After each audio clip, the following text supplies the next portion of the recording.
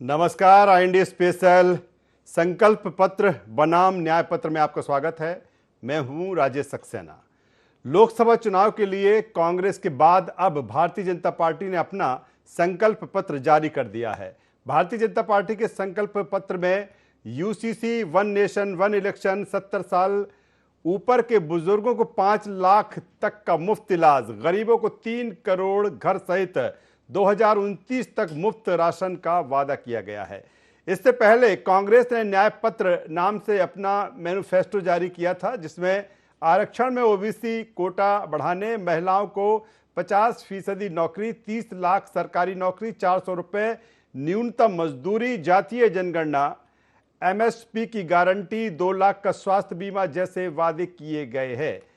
किसके वादे हैं ज्यादा जन कल्याणकारी? एक दूसरे के वादे को कैसे देख रही है दोनों पार्टियां, इसी पर हम आज बात करेंगे, चर्चा करेंगे। जो संकल्प पत्र भारतीय जनता पार्टी ने जारी किया है उसका इफेक्ट क्या है, इम्पैक्ट क्या है, और जिस तरह से भारतीय जनता पार्टी ये कह रही है कि ये जो संकल्प पत्र है कहीं ना कहीं ये आगे का किस तरह का भारत है उसका संकल्प है।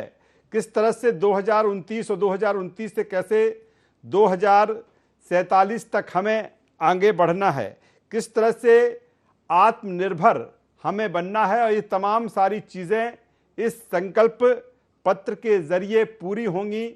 और जिस तरह से PM नरेंद्र मोदी ने अपने 45 मिनट के संबोधन में वो तमाम बातों का जिक्र किया कि उनकी सरकार ने पिछले 10 सालों में क्या किया, आगे उनका विजन क्या है, किस तरह से देश आत्मनिर्भर बनेगा, किस तरह से गरीब की बात की जाए, निचले तबके की बात की जाए, मध्यम वर्ग की बात की जाए, तमाम सेक्टरों को कहीं ना कहीं इस संकल्प पत्र में छुआ गया है। आज इसी संकल्प पत्र बनाम न्याय पत्र पर हम चर्चा करेंगे, बातचीत करेंगे। चर्चा शुरू करें उससे पहले कुछ वर्जन है वो हम आपको सुनवाएंगे, फिर इस चर्चा को खास मेहमानों के साथ हम आगे बढ़ाएंगे। पहले हम सुनते हैं वर्जन।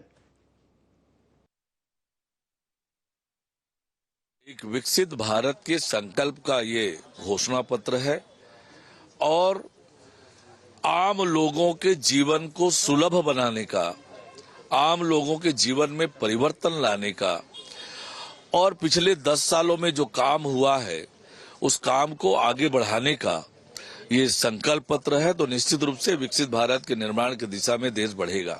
संकल्प पत्र या मोदी की गारंटी पत्र, जो भी ये नाम देना चाहें, हमें इस नाम से बड़ी घोर आपत्ति है। इसका नाम माफीनामा होना चाहिए था, और माफीनामे में तो वैसे भी ये एक्सपर्ट है। तो जिस तरह से देखिए कि एक तरफ संकल्प पत्र है और दूसरी तरफ न्याय पत्र है, भारतीय जनता पार्टी या मोदी सरकार ये कह रही है कि ये भविष्य का, ये बेहतर भविष्य का भारत कैसे बनेगा उसका ये संकल्प पत्र है।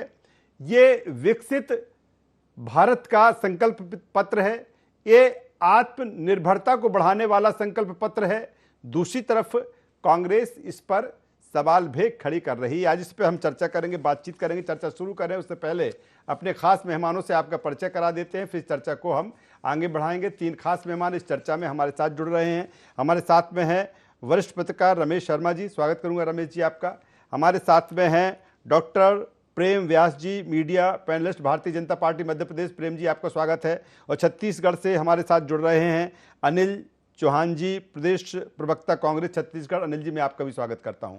मैं सबसे पहले रमेश शर्मा साहब आपके पास में आता हूं।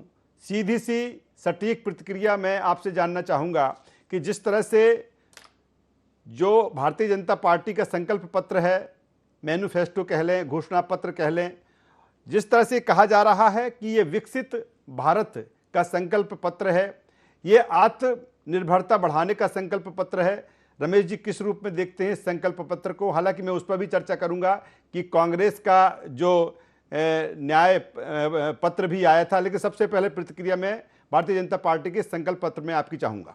देखिए, मोटे तौर पर अब नाम जो है वो संकल्प पत्र हो या न्याय पत्र हो, लेकिन मोटे तौर पर ये घोषणा पत्र ही हैं दोनों पार्टियों के।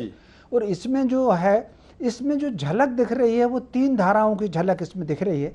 कितना चुनाव में यदि उनको सफलता मिलती है, कितना कर पाएंगे कितना नहीं कर पाएंगे, ये तो आने वाला भविष्य पर निर्भर है। इसमें 3 झलक इसमें साफ है। इसमें कोई शक नहीं कि एक विकसित भारत की इसमें एक तस्वीर है, और कहीं ना कहीं आत्मनिर्भर भारत की भी एक तस्वीर है। और दूसरा, लोगों की ज़रूरत के आधार पर 2 चीज़ पर उन्होंने बहुत ज़्यादा जोर दिया है। जिस तरीके से उन्होंने 70 वर्ष के से ऊपर के सारे लोगों को आयुष्मान में शामिल किया हुआ है, तो विकसित भारत के प्रति अगर आप देखेंगे तो सोलर एनर्जी की तरफ उन्होंने बहुत ज़्यादा जोर दिया है, मेट्रो रेल की तरफ उन्होंने बहुत ज़्यादा जोर दिया है, गैस सिलेंडर की जगह पर पाइपलाइन की तरफ उन्होंने बहुत ज़्यादा जोर दिया है। तो मोटे तौर पर इसमें भारत के भविष्य की तस्वीर कैसी होगी, इसकी एक झलक उन्होंने विशेष तौर से इसमें दी है। और एक अगर आपको ध्यान हो, प्रधानमंत्री जी ने पिछले काफी दिन पहले एक शब्द दिया था, ज्ञान का सम्मान।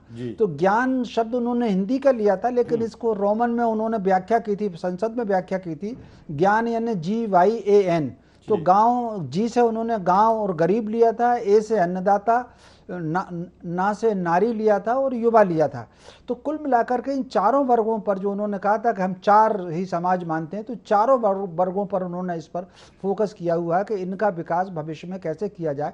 तो कहीं ना कहीं संसार के कंपटीशन में भारत कैसे खड़ा हो। यद्यपि इसमें जो व्यक्तिगत सुविधाओं वाली, जो इससे पहले कभी भारतीय जनता पार्टी जिस पर जोर देती थी, उसका अपन को 19 अभाव दिखता है। हालांकि स्वास्थ्य को लेकर के, शिक्षा को लेकर के ये चीज़ें आई हैं, उसमें खेती को लेकर के, विकास को लेकर के भी आई हैं, लेकिन उन चीज़ों का थोड़ी सी कमी। लेकिन विकसित भारत और आत्मनिर्भर भारत की तरफ ये संकल्प पत्र या घोषणा पत्र दिखता है। चलिए, संकल्प पत्र विकसित भारत, आत्मनिर्भर भारत की तरफ बढ़ता, ये संकल्प पत्र जिस तरह से भारतीय जनता पार्टी ने कहा कि उसके अपने मैनिफेस्टो में किस तरह से आगे का उसका विजन होगा 5 साल, फिर उससे आगे का। मैं सीधे अनिल चौहान जी के पास में आता हूं। अनिल चौहान जी, आपका भी न्याय पत्र आया था, 5 न्याय की उसमें बात थी, 25 गारंटी की बात थी, लेकिन इस बार जो मोदी सरकार का संकल्प पत्र है, भारतीय जनता पार्टी का जो संकल्प पत्र है, उसमें मोदी की गारंटी भी समाहित है। क्या जिस तरह से रमेश जी ने कहा कि उस ज्ञान को लेकर, वो 4 सेक्टरों को, 4 वर्गों को जिस तरह से उन्होंने छुआ, चाहे गरीब गांव की बात करें, युवाओं की बात करें, अन्नदाता या महिलाओं की हम बात करें, कांग्रेस को क्यों ये लग रहा है कि ये जो इनका संकल्प पत्र है वो उसमें तमाम सारी चीज़ें ऐसी हैं कि वो जन कल्याण से जुड़ी हुई नहीं हैं, और आप कह रहे हैं कि हमें तो इनके नाम में ही आपत्ति है। आपको आखिर क्यों ना आपत्ति है इनके इस संकल्प पत्र के नाम में आपत्ति?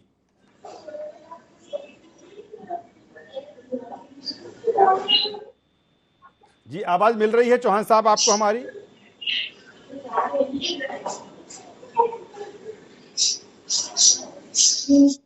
मुझे लगता है अनिल चौहान जी के पास मेरी बेहतर जो संवाद उनसे हमारा स्थापित होना चाहिए वो नहीं हो पा रहा है।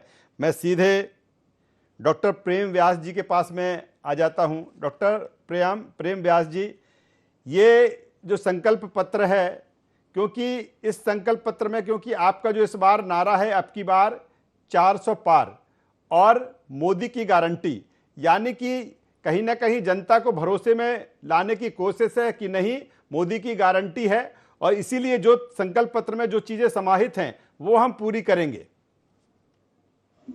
देखिए राजेश जी नमस्कार, वरिष्ठ पत्रकार महोदय बैठे उनको भी नमस्कार। जो मुख्य बात जी, दूसरा जो हमारा संकल्प पत्र है वो तुष्टिकरण की तरफ नहीं है, वो संतुष्टिकरण की तरफ है। दूसरा जो हमने संकल्प पत्र दिया है वो वोट बैंक पॉलिटिक्स के तहत नहीं दिया है, पॉलिटिक्स ऑफ परफॉर्मेंस के बाद दिया है। आप देखिए, अगर हम आयुष्मान कार्ड में बुजुर्गों को, 70 वर्ष के ऊपर के बुजुर्गों को अगर लेने की बात कर रहे हैं तो हम ऑलरेडी 50 करोड़ से ज्यादा लोगों को लाभ दे चुके हैं। हम अगर मध्यम वर्ग के पक्के घर की बात कर रहे हैं कि इसको हम रेगुलर करेंगे, तो ऑलरेडी हम घर बना चुके हैं। अगर हम शौचालयों की बात कर रहे हैं तो ऑलरेडी हम शौचालय बना चुके हैं। तो निश्चित रूप से हमारा जो संकल्प पत्र है वो ज्ञान है। ज्ञान का मतलब होगा G फॉर गरीब, Y फॉर युवा, A फॉर अन्नदाता और N फॉर नारी। और इन्हीं के सशक्तिकरण के बाद में जो भारत की स्थिति रहेगी वो विश्व गुरु की रहेगी।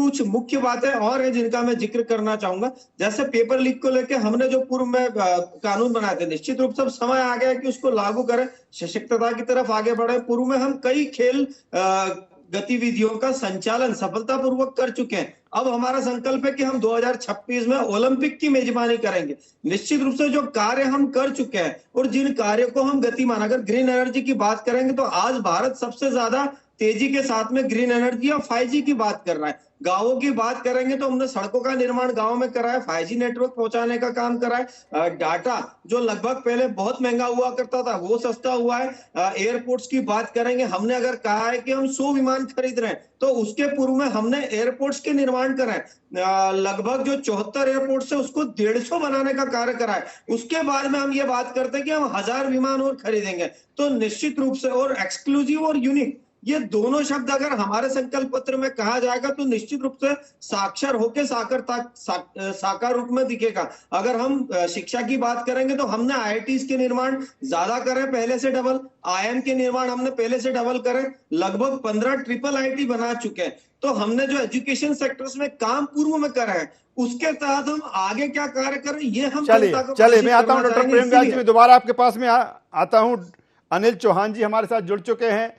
अनिल चौहान जी, सीधा सा सवाल, वो कह रहे हैं संकल्प पत्र में कि ये गांव, गरीब, युवा, महिला के लिए संकल्प पत्र है, ये विकसित भारत का संकल्प पत्र है, ये आत्मनिर्भरता की ओर बढ़ता भारत का संकल्प पत्र है, और आप कह रहे हैं कि हमें तो इनके संकल्प पत्र नाम में ही आपत्ति है।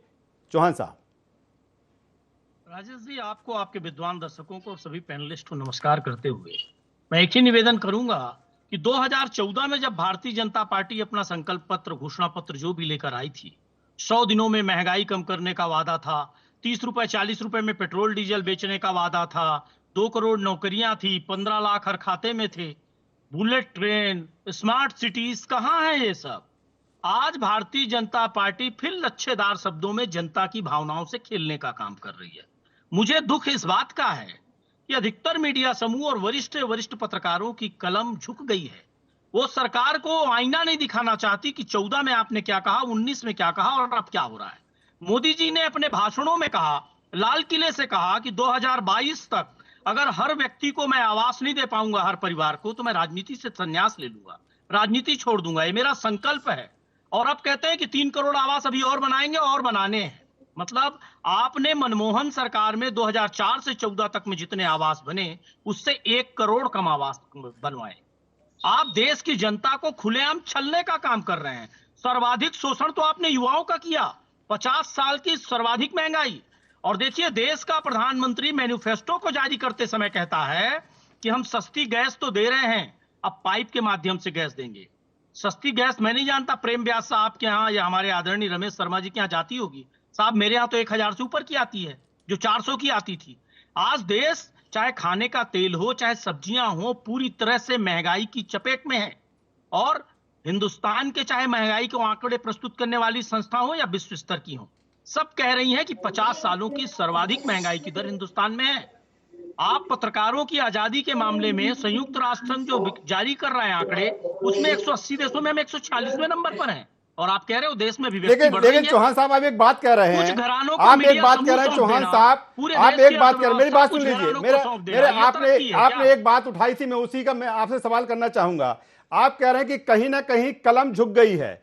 इस तरह की चीजें 2014 से लेकर 2024 तक की जो चीजें वो नहीं उठाई, लेकिन क्या जनता है, क्योंकि लोकतंत्र में, प्रजातंत्र में जनता ही जनार्दन होती है। जिस तरह से 2023 के परिणाम आए हैं, क्या जनता को ये चीजें नहीं दिख रही हैं? जो बात आप कर रहे हैं, जो कांग्रेस मुद्दे उठा रही है, छत्तीसगढ़ में आपकी सरकार गई, मध्य प्रदेश में ऐतिहासिक सफलता हासिल की, राजस्थान में, तो आपको नहीं लगता कि जो आप चीजें कह रहे हैं वो जनता तक आप बेहतर तरीके से डिलीवर नहीं कर पा रहे हैं? चौहान साहब, बहुत अच्छी बात कह रहे हैं राजेश जी। मैं ये मानता हूं कि इस देश में लोकमान्य तिलक और महात्मा गांधी से बड़े जननेता पैदा नहीं हुए। उनकी बात भी जनता को समझने में समय लगा और अंग्रेजों की डिवाइड एंड रूल की पॉलिसी सफल रही। वही स्थिति भारतीय जनता पार्टी की है वर्तमान में। ये डिवाइड एंड रूल से पैदा हुई पार्टी है और आज ये उसी मुहिम में चल रही है। और देश की जनता ने जैसे लोकमान्य तिलक और गांधी को समझा, जैसे 546 राज्यों में बटा ये भारत अखंड भारत बना, और आज 10-20 किलोमीटर के लिए आक्षेप लगाते हैं उन पुरोधाओं पर। अगर ये दो राज्य मिलाना हो तो नहीं मिला सकते, मणिपुर की हिंसा शांत नहीं कर सकते, और बड़े बड़े शांति की बात करते हैं ये। आज चलिए कोई चलिए, समझौता मैं प्रेम व्यास जी, डॉक्टर प्रेम व्यास कुछ कहना चाहेंगे? डॉक्टर प्रेम व्यास जी, चलो जवाब ले लेता हूं, आपके तमाम सारे सवाल आ चुके हैं। चौहान साहब, आपके तमाम सारे सवाल आ चुके हैं। मैं चाहता हूं भारतीय जनता पार्टी की भी प्रवक्ता हैं, उनका संकल्प पत्र आ जाए है। प्रेम व्यास जी जवाब दे दिए जो कुछ कह रहे हैं चौहान साहब। देखिए, समस्या क्या है कि तुष्टिकरण नहीं हो रहा ना, हमारा संकल्प पत्र में संतुष्टिकरण हो रहा है। इन्होंने कहा महंगाई की बात, मैं दर्शकों से कहूंगा कि जाकर चेक कर ले, मनमोहन सिंह साहब के शासन में 10 साल में सब कुछ ठीक है, सब कुछ बढ़िया है, कोरोना का फ्लक्चुएशंस नहीं है, किसी तरह की कोई वैश्विक महामारी नहीं है। उसके बाद महंगाई 2 डिजिट में 10% से ज्यादा, और अभी की महंगाई दर है जो लगभग 0.1% है, जाकर चेक कर लीजिए। दूसरा, इन्होंने कहा बेरोजगारी दर, ये कहते हैं 50 साल। अरे भैया, 50 साल में 1980s का दौर भी आता है। जरा जाकर चेक कर लीजिए कि 90s 80s के दौर में महंगाई की समस्या क्या थी। 91 में आपने सोना तक गिरवी रख दिया था, और आप कहते हैं 50 साल में सबसे ज्यादा। अरे तरस आती है मुझे आपके शब्दों पर। दूसरा, आपके अभी की ग्रोथ रेट जो है वो लगभग 6 से 7% है। आप 11वीं पोजीशन पर छोड़ के गए थे, हमने भारत को लगभग 5वीं पोजीशन पर लेकर आए, और हम 3री पोजीशन पर ले जाने की बात कर रहे हैं। आपने कहा गैस की टंकी, मैं बोलता हूं दावे के साथ में 2012 में लगभग टंकी का रेट 1200 रुपए के आसपास हो गया था। अभी क्या रेट है? आपने 1995 में जो समझौता किया था वो 2010 में समाप्त हो गया था, और 2012 आते आते सिंगल टंकी, और उसमें भी विभक्तीकरण। अगर घर में 2 किचन होंगे तब 6 से ज्यादा टंकी मिलेगी। घर में आपको शो करना पड़ेगा, मतलब 2 भाई संयुक्त परिवार में रहते हैं तो 6 टंकी के बाद अगर आपको और 6 टंकियां चाहिए सब्सिडी वाली, तो उसके लिए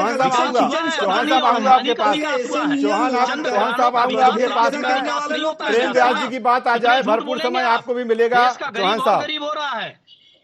चलिए, प्रेम व्यास जी की बात पूरी आ जाए, मैं आपके पास भी आऊंगा अनिल चौहान जी। चलिए प्रेम व्यास जी जारी रखिए। देखिए, समस्या यही है राजेश भैया कि जब इनको आईना दिखाने की चेष्टा करो तो ये भागने का प्रयास करते हैं। मैंने जितनी चीजें कोट करी है, एक भी अगर गलत हो तो उसका सोर्स के साथ में खंडन कर दे। IMF की चेयरमैन क्रिस्टीना जॉर्जेवा बोल रही है कि आज लगभग 30 करोड़ लोग बहुआयामी गरीबी से मुक्त हुए हैं।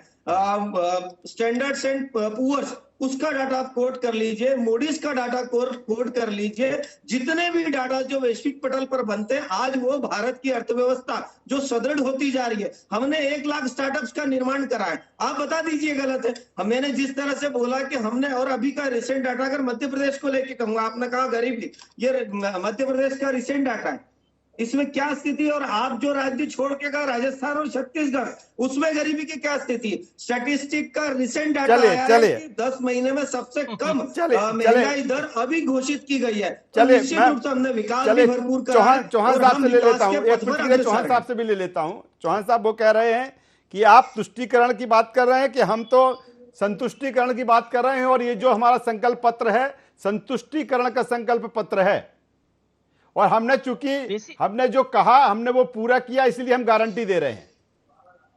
राजेश जी, हो सकता है बुलेट ट्रेन से बैठ के आए होंगे भाई साहब, और इनके घर में सबको नौकरी भी मिल गई होगी, और इनको 1100 का सिलेंडर हमने कर दिया था, अब 1000 कर दिया बता रहे हैं।